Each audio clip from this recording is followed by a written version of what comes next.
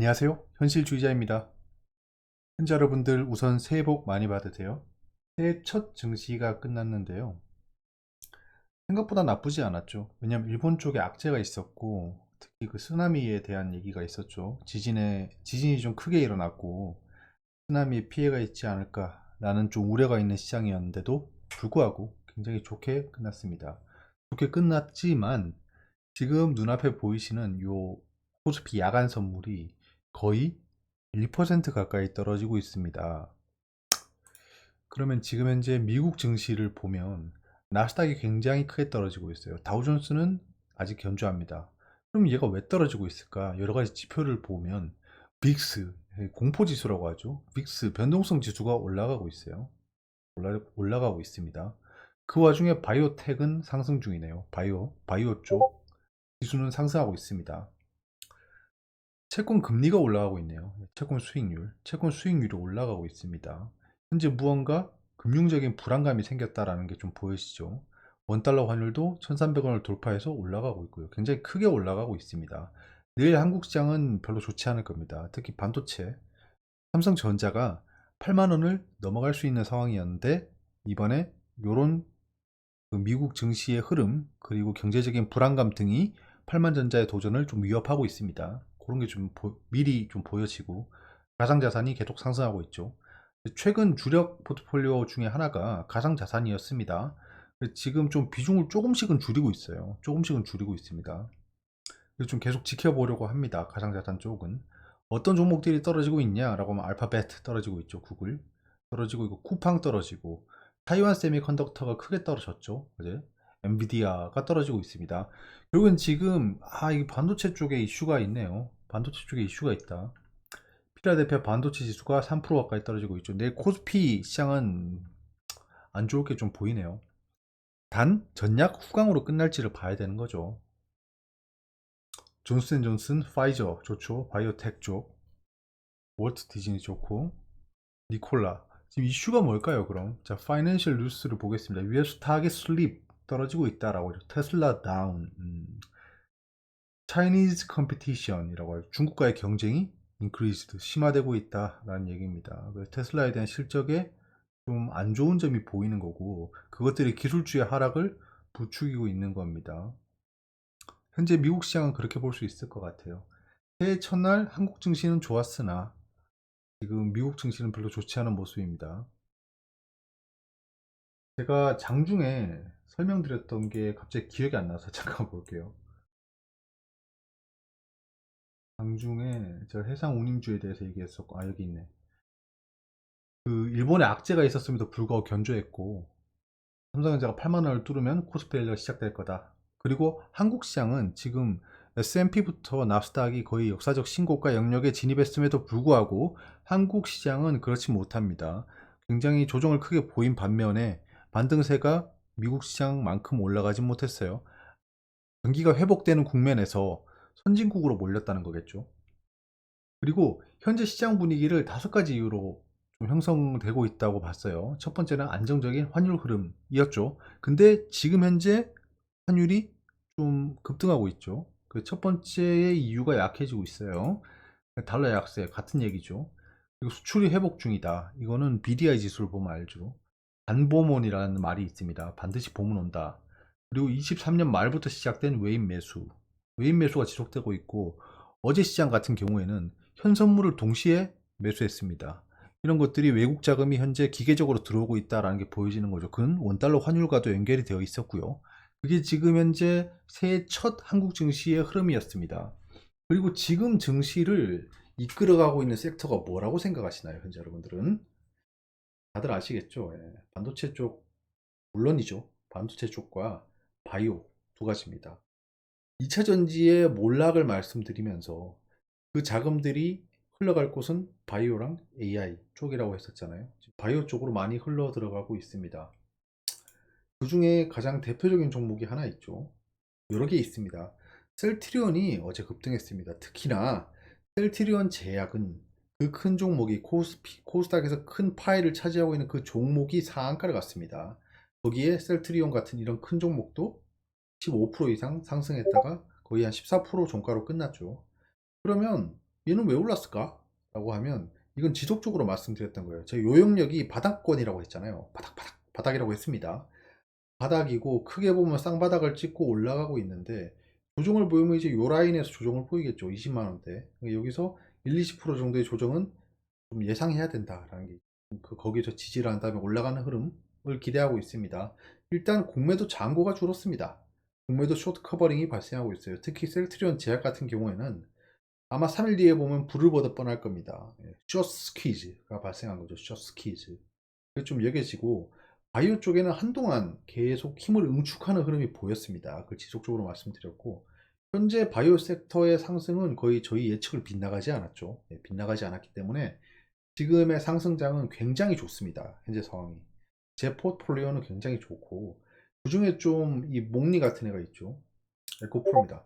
에코프로가 지금 상승을 제대로 못하고 있습니다. 특히 신저가를 위협하고 있는데요. 신저가라고 하기엔 좀 그렇지만 전 저점을 위협하고 있습니다. 쌍바닥을 찍고 올라갔어야 할 타이밍에 다시 삼중바닥을 그리러 오고 있고 아마 삼중바닥은 찍고 올라갈 거예요. 이 바닥을 깨고 내려갈 만한 악재는 현재는 없습니다. 테슬라가 중국과의 경쟁이 심화된다라는 게 조금 위협적인 요소는 되지만 그건 테슬라의 이슈고 이런 2차전지 업체는 영향은 좀 있겠지만 그리 크진 않겠죠. 일단은 그런 걸 좀 지켜보겠습니다. 삼중바닥을 찍고 반등을 할 때 이 하락 추세를 깨고 올라가는 흐름이 보일 것이냐 지금 굉장히 중요한 시점에 와 있어요. 그래서 전 아직 약간의 손실권이지만 홀딩하고 있습니다. 특히 단기 스윙 차원에서 들어왔기 때문에 비중은 꽤 큽니다. 제가 여기서 수익을 좀 크게 봤었잖아요. 이거 포함해서 여기서 다시 들어왔기 때문에 이거 전저점을 깨고 내려온다면 가차없이 조치를 취할 예정입니다. 그런 건 좀 잘 지켜보고 있어요. 그래서 이 공매도 잔고가 줄어들지 않는 모습을 계속해서 보고 있습니다.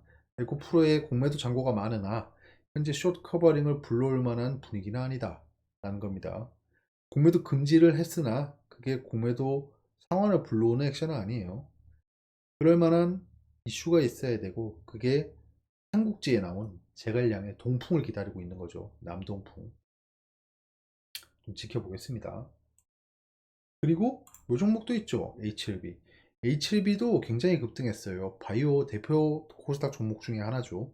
자, 여러분들 보시면 알겠죠. 왜 HLB가 급등했죠? 왜 급등했을까요? 당연히 숏 커버링 때문에 급등했습니다. 숏 스퀴즈에 가깝죠. 쭉 떨어지고 올라갔습니다. 이렇게 하고 아직도 공매도 잔고가 남아있는 상태로 점점 5일선을 타고 올라가고 있습니다. 슈팅이 한번 더 나올 수 있는 거죠. HLB 같은 경우는 저도 비중이 꽤 큽니다. 그래서 지금 굉장히 따뜻한 종목이고 추가적인 상승을 기다려보고 있어요. 이거 외에도 종목들이 있죠. 최근에 말씀드렸던 시노펙스. 시노펙스를 이거 제 포트폴리오에 없습니다. 제 포트폴리오에 없고 사장님 포트폴리오에 있는데 거의 뭐 로켓 상승을 하고 있죠. 제가 계속 홀딩을 하라고 했어요. 홀딩을 하라고 했는데 지금 오늘 굉장히 유의미한 캔들이 떴습니다. 샛별형 캔들의 거래량이 좀 동반됐어요. 근데 시초가를 지켜주지 못하고 끝난 파란색 샛별형 캔들입니다. 그럼 내일 시초가가 많이 떨어져서 전 종가를 위협한다면 꽤 큰 하락이 나올 수 있습니다. 5일선을 위협할 수 있는 하락이 나올 수 있는 기술적 분석 흐름에 와 있고요. 그렇게 되더라도 밑꼬리를 달고 올라갈 확률은 굉장히 높습니다. 그런 것들을 좀 지켜보면서 대응을 해야겠죠. 그래서 좀 이게 제가 컨트롤하고 있는 종목이 아니다 보니까 조금 저도 민감하게 보고 있고 여기서 만약에 여러분들 뭐 수많은 패턴을 아시겠지만 갭 상승으로 시작한다면 좀 큰 슈팅이 나올 수도 있는 흐름이에요. 이게 지금 분기점이 된 캔들이 발생한 거예요. 이 분기점은 어찌되었건 이걸 주도하고 있는 세력이 만들었겠죠. 그 주도하고 있는 세력이 무슨 뭐 작전 세력이니 뭐 이런 건 미사오구고요. 결국엔 여기서 물량을 많이 가지고 주가를 좌지우지할 수 있는 그 세력들이 있다는 거죠. 그 주가를 좌지우지하는 선도 세력이 여기서 방향을 결정할 겁니다. 근데 이렇게 시작을 한 종목이 막 자기들 멋대로 막 이만큼 떨어뜨렸다 올라가고 돈이야 많으면 그러겠지만 쉽지 않아요. 그랬다고 물량이 뭐 자기도 원하는 대로 확보가 안 되고 이러면 곤란하겠죠. 그래서 이런 건 좀 지켜보고 있습니다. 멀리서 보시면 왜 홀딩했는지는 좀 아시겠죠, 바로. 아웅다웅하고 있지만 아직 전 고점까지 가려면 멀었습니다. 그래서 조금 홀딩하고 지켜보자라는 차원에서 보고 있는 거고. 이 고점이 온다면 다시 판단해야겠죠. 여기 조정을 보인다면 5,000원까지 떨어질 수 있어요. 그럼 그때 다시 도모해 보는 게 좋을 것 같고, 이건 이전에 잡았기 때문에 안정적으로 볼 수 있는 겁니다. 시노펙스 같은 종목들은 이슈는 있죠. 현재 이슈는 있는데 그 이슈가 어느 정도 갈지는 잘 모르겠어요. 그건 뭐 알 수가 없습니다. 어차피 예측 시장치라는 게 있고 시장 분위기란 게 있고 이 업종이란 게 있는데, 그거를 정확히 가늠해 볼 수는 없고요. 그 호재에 대한 강도, 사람들의 반응이 어떻게 진행될지를 계속해서 보고 있는 거예요. 시노펙스도 현재 좀 주력해서 보고 있는 종목 중에 하나입니다. 이런 바이오들이 굉장히 좋아요. 파맵신 같은 경우에 좀 조정을 보였죠. 파맵신 같은 경우에 좀 조정을 보였어요. 제가 뭐 하락할 때마다 꾸준히 매수했던 종목이라서 현재는 큰 수익권에서 좀 보유하고 있어요. 그때 하락했을 때 좀 집중적으로 매수를 했었죠. 이해가 안 되는 매수로 보였다라는 의견이 많았습니다. 하지만 모아임 도종목이라고 말씀드렸고, 파맵신 같은 경우에는 이 파이프라인을 봤을 때 어느 정도 그 시장의 분위기를 이끌어오면서 쳐줄 수 있는 종목이라고 판단을 했었어요. 그래서 미리미리 말씀드렸던 거고 현재의 상황을 맞이할 수 있었습니다. 대응 영역에 왔기 때문에 좀 지켜보겠습니다. 이 보시다시피 아까 말씀드린 그런 우려스러운 흐름이 이런 거거든요. 갭 하락을 한 다음에 5일선을 위협하고 계속해서 떨어질 수 있으나 현재는 좀 갭을 메우는 형태로 가고 있어요. 이런 건 기술적 분석에 치중해서 사람들이 보고 있는 종목 중에 하나죠. 단기 급등주고 좀 수급이 몰렸던 주도 섹터에 포함되어 있으니까요. 그래서 이런 종목들을 보면서 현재 시장을 대응하고 있습니다. 특히 오늘 미국 시장이 별로 좋지 않기 때문에 내일 시초가는 떨어질 거예요. 전약 후강으로 끝날지 전약 후 뭐 대약 뭐 이렇게 끝나버릴지는 내일 시장을 대응해 봐야 알겠으나, 지금 새해가 밝고 나서 이 시장을 위협할 만한 이슈는 발생하지 않고 있습니다. 현재로선 그래요. 지정학적 리스크도 약간 좀 달고 다른 이슈고, 일본의 그런 강력한 지진으로 인한 피해도 생각보다는 영향을 주지 못하고 있기 때문에, 또는 뭐 그런 악재를 삼켰다고 봐도 무방하겠죠. 그래서 요 며칠간은 좀 한 해의 흐름이 어떻게 될지는 지켜보면서 결정해야 될 것 같습니다. 하지만 이제 경기 위축, 경제 위기로 불리우는 그런 경기 하방에 지지가 보였고, 이제 금리 인하를 불러오면서 경기가 살아나는 그런 시장을 좀 기대하고 있습니다. 이 주가가 지수가 신고가를 때리고 사람들이 용비어천가를 부를 때쯤이면 이미 경기가 살아난다는 조짐이 보이고 있을 때고, 경기가 완전히 살아나서 경제 지표가 완전히 복구됐을 때는 이미 주가는 조정을 보인 상태일 겁니다. 왜냐? 주식시장은 경제를 6개월 정도 선행하니까요. 감사합니다.